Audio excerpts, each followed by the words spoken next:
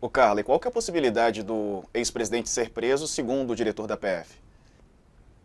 Então, na verdade, ele obviamente mantém aí, né, até pela postura do cargo, ele mantém, ele não pode falar, ele não fala isso, né, numa data, nada, mas ele diz que se houver requisitos legais que levem à prisão de Bolsonaro, isso acontecerá. Ele fala que há indícios de que também, ele diz que as mesmas pessoas envolvidas em muitas investigações, né? Então, ele fala que é um cenário com indícios muito fortes de cometimentos de crime. E diz que a Polícia Federal não persegue pessoas, né? Que sim vai atrás de fatos. Então, que se os fatos, com bases legais, chegarem a uma prova de um cometimento de crime, que isso vai acontecer e que daí Bolsonaro seria preso, porque seria preso quem for, né? Ele fala de forma um pouco hipotética isso, mas ele deixa claro também que esse grupo de Bolsonaro mostra que, ao que tudo está mostrando nas investigações da Polícia Federal, agia em conjunto, são as mesmas figuras, as mesmas pessoas, e reforça que o papel da Polícia Federal é não deixar ninguém que cometeu crime impune. Ele fala sobre essa estratégia da Polícia Federal de fazer, de colher o depoimento desses envolvidos no caso das joias, né? Bolsonaro, a ex-primeira-dama Michele, o ex-ajudante de ordens Mauro Cid e outros assessores, inclusive aí o general pai do Cid, que o Saca lembrou, ele fala que esse depoimento simultâneo que será colhido na semana que vem, no dia 31, é para tentar esclarecer esse modus operandi aí de todos esses personagens, que é o que tudo indica, caminharam juntos e segundo o Andrei Rodrigues, não haverá chance de não ter uma punição, mas evidentemente ele não pode falar, por exemplo, o Josias questionou ele, por exemplo, se ele trabalhava com alguma expectativa de cronograma, tanto não para a prisão do Bolsonaro em si, mas para que esses inquéritos em andamento em relação ao ex-presidente pudessem ter uma conclusão. E ele disse que há fatores que independem da vontade da Polícia Federal, por exemplo, ele cita a cooperação com o órgão dos Estados Unidos, que está apurando também essa questão da recompra das joias, para onde foi esse dinheiro, enfim, se esse dinheiro chegou ou não no Bolsonaro em questão. E aí ele diz que tem informações que eles ainda não dispõem e dependem e depende de fatos que não depende apenas da Polícia Federal. Então ele não trabalha, ele disse que não dá para trabalhar com um cronograma em relação à conclusão desses inquéritos, mas fala que a Polícia Federal está trabalhando aí hoje, inclusive teve um depoimento, mais um, né, do Mauro Cid. Então, assim, a Polícia Federal, e ele destacou isso, tem trabalhado para checar os fatos, não necessariamente as pessoas, mas para ter respostas o quanto antes. Importante, né, que o rito seja seguido, né? Claro que punições devem ocorrer, mas que elas transcorram na medida que os acontecimentos venham, né, e que seja algo maduro, né? Tanto para um lado como para o outro, né? É importante seguir o rito legal, apesar dessa ansiedade, né, pelo que a gente vê de parte da sociedade brasileira. Ele destacou, o Diego, só para lembrar, ele destacou, ele falou, olha, o tempo do jornalismo e o tempo da política são diferentes do tempo da justiça, né? Então, por mais que a imprensa queira essa resposta, por mais que a política queira essa resposta, na esfera judicial a resposta é um pouco mais demorada. E aí, nessa questão, usou o verbo assim, na parte da política, às vezes nós até somos cobrados e tal. E aí a gente perguntou sobre a interferência e sobre a influência do presidente Lula nas atividades da corporação, né? Lembrando que o ex-presidente Bolsonaro dizia muito que não recebia, não queria ser surpreendido por notícias, que a Polícia Federal não era efetiva ali para ele, que ele era surpreendido.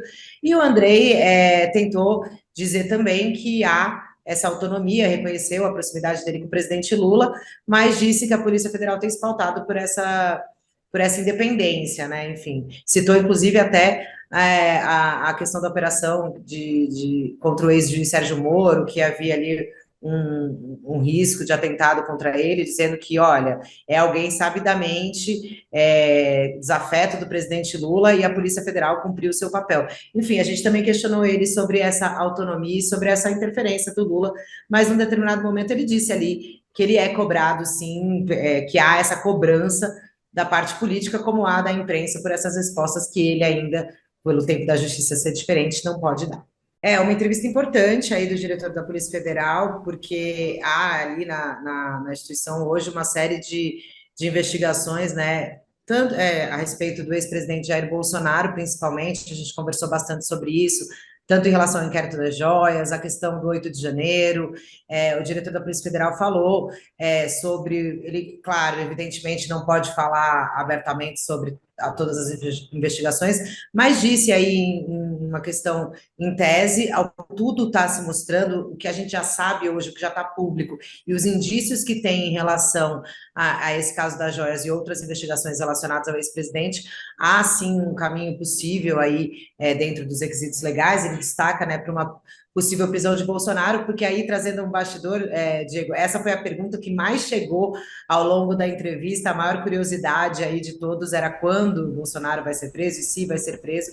A gente fez essa pergunta para ele também. E sobre o Pix, ele falou sobre essa possibilidade de bloqueio, falou que também a Polícia Federal investiga ali com autoridades dos Estados Unidos, né, essa questão de movimentação financeira, e falou uma coisa importante que eu acho que ele falou também, sobre essa notícia de a defesa de Bolsonaro entregar espontaneamente, né, os extratos bancários, já que havia o pedido de quebra de sigilo, o sigilo já foi quebrado. E ele diz que esse gesto da defesa do Bolsonaro é praticamente sem efeito nenhum, não faz nenhuma diferença eles terem entregado, né, a defesa está dizendo que entregou espontaneamente, enfim, mas o sigilo já havia quebrado e o doutor Andrei diz que não há, que esse fato, esse gesto da defesa não muda em nada, e mais, disse que a tese da defesa de que o Bolsonaro poderia ter esses presentes como itens pessoais e se apossar dessas joias, na avaliação dele, é uma tese que não deve se sustentar por tudo que as investigações estão mostrando. Olha, é uma coisa que a questão da independência, né, da Polícia Federal é uma pedra fundamental da República, né? Não tem como. A Polícia Federal tem que ser independente para poder realizar as suas investigações, e mais do que isso, para que as investigações realizadas pela Polícia Federal sejam críveis, né, pela sociedade. Afinal de contas, durante o governo Jair Bolsonaro, teve a demissão do Sérgio Moro, porque o Bolsonaro queria mexer na Superintendência da Polícia Federal do Rio de Janeiro. Depois teve exonerações de diretores, de nomes da Polícia Federal, exatamente por conta de envolvimento em outras investigações, como, por exemplo, envolvendo a questão do Ministério do Meio Ambiente e possíveis falcatruas feitas por bolsonaristas nessa área, né? Então, ou seja, pior do que a manipulação em si é a percepção de que a polícia, os resultados são manipulados em si e que não são válidos. Então, é importante que a Polícia Federal seja mantida a sua independência, né? É importante que o governo Lula não fique sabendo. É praxe, o Lula Geneu já tinha falado, falou assim, não, eu fico sabendo das coisas no momento que elas estão sendo realizadas, né? Bem, esperemos que isso seja fato, né? O presidente da Câmara dos Deputados, Arthur Lira, não acreditou muito nisso, né? Então, quando você teve as ações em Alagoas, né, atingindo, inclusive, aliados e atingindo a sua cadeia de relações em Alagoas, ele foi reclamar com o ministro Flávio Dino, né, reclamar, e o Dino falou, olha, não tenho relação com isso. O próprio Lula reclamou que quando teve ações que envolveram Bolsonaro, no caso das joias, etc., era o dia de lançamento do PAC, lá no Rio de Janeiro, né? E aí o Lula ficou também bravo, né? Teria ficado bravo, poxa, mas do dia, tudo. Mas pelo menos essas coisas são demonstrações de que a Polícia Federal está agindo num calendário próprio e não no calendário do político de plantão.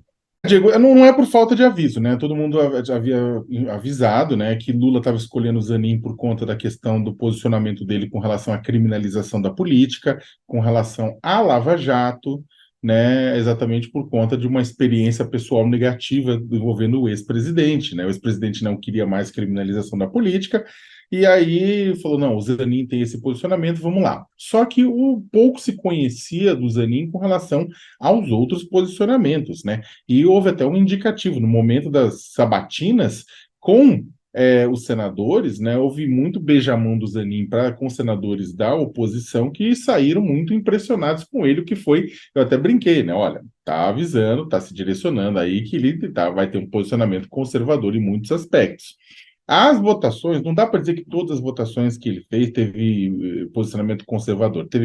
Teve algumas que marcaram especialmente. Uma delas foi essa questão do furto ele ignorou o princípio da insignificância. Houve um furto, uma pessoa tinha furtado já é reincidente, eram duas pessoas, uma delas é reincidente, tinha furtado um macaco velho de carro, 2 pedaços de plástico, 2 tambores de plástico pequeno e meio litro de óleo diesel. Falaram que era R$ 100, vamos ser sinceros, dá menos que isso, né? E aí o pessoal colocou, ele foi condenado a 2 anos, mais de 2 anos de cadeia, em regime semiaberto. E aí chegou no Zanin, né? Então o Zanin ele falou: não, a jurisprudência do STF é essa, vamos manter. Só que, poxa vida, gente, manter uma pessoa na cadeia é muito mais caro do que tudo isso. Sei lá, obriga a pessoa a fazer um curso profissionalizante, alguma coisa assim, sabe? E ao invés. Não, o Zanin acabou confirmando.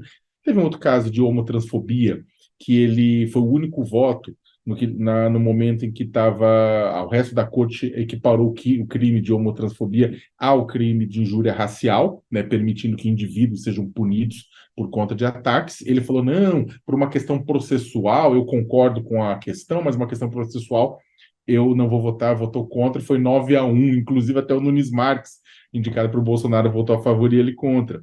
E agora a questão da maconha, da descriminalização da maconha, que ele se colocou de forma contrária, né?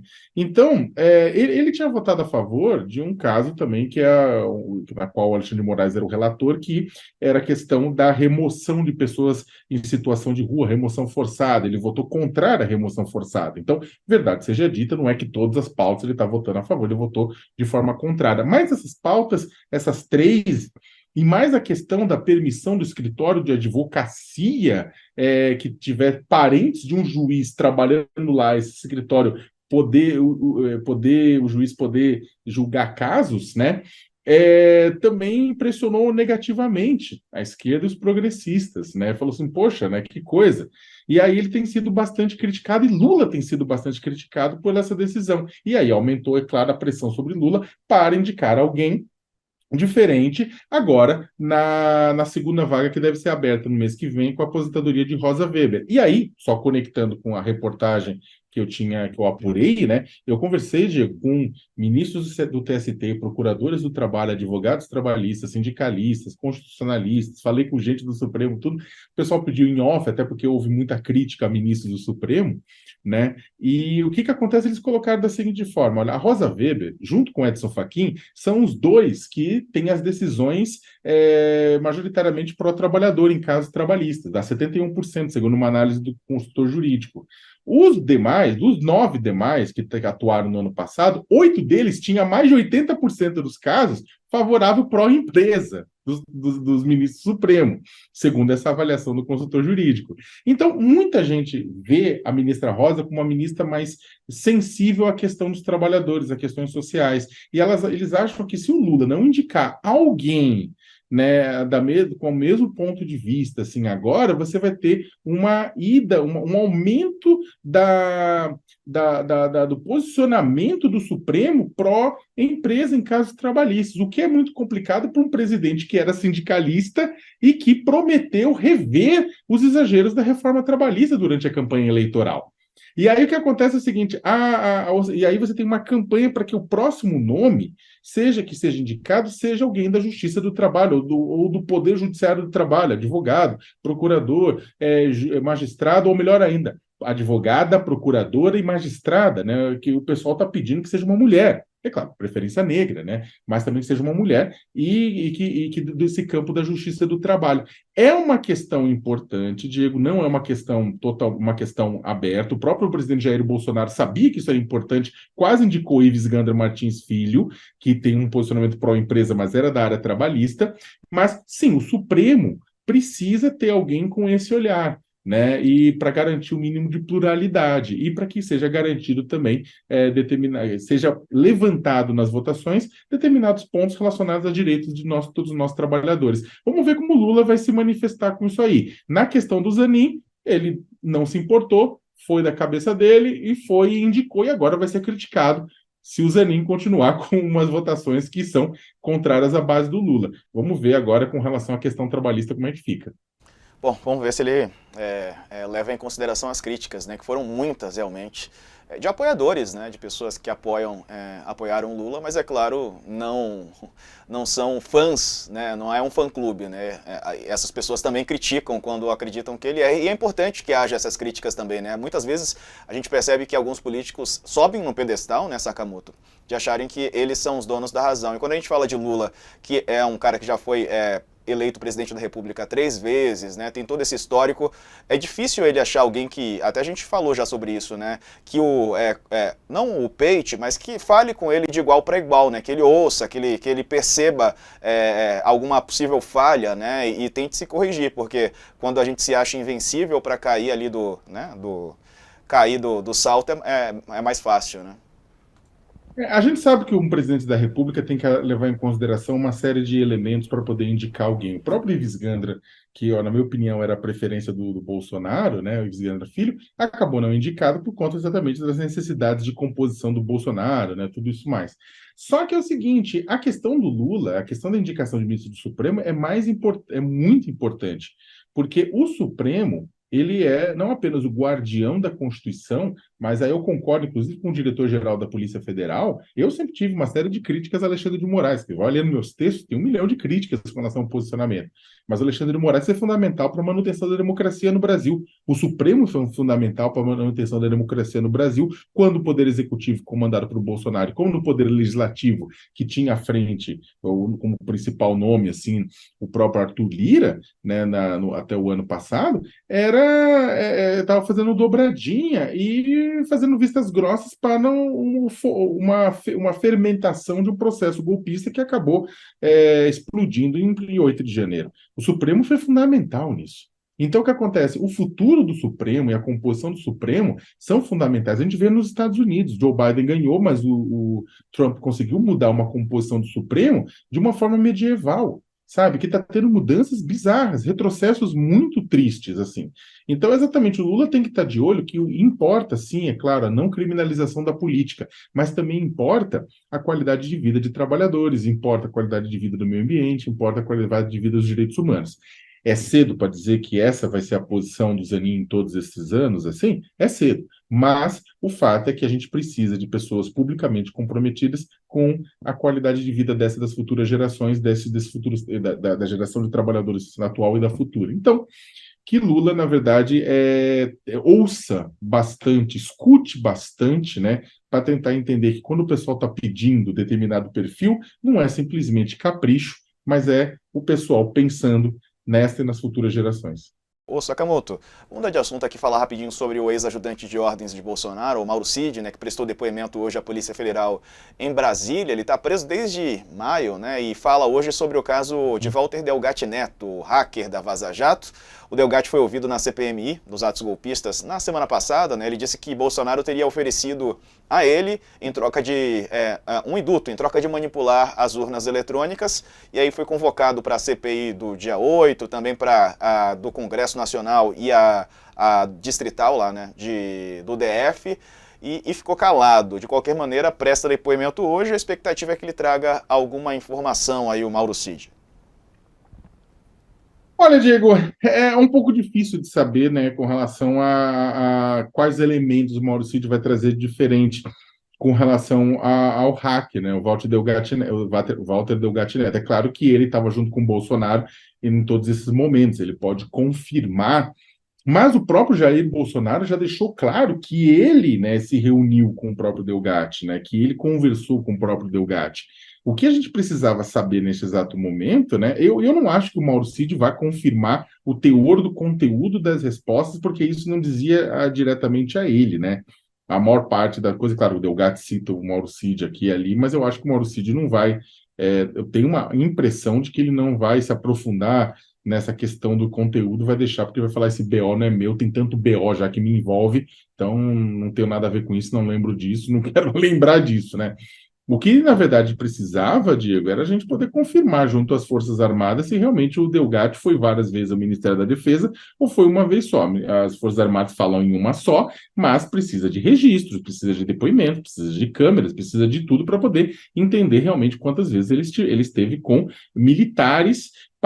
Porque o Delgatti fala que o relatório sobre as urnas eletrônicas, para saber se as urnas eletrônicas são confiáveis ou não, quem fez foi ele. Então, a polícia, as Forças Armadas precisam, na verdade, demonstrar que não foi assim, né? Eu acho que desse depoimento não deve sair muita coisa, assim, não, Diego. Mas eu acho, é claro, que é mais um constrangimento. E eu acho que o Delgatti não vai querer se meter nessa história, não.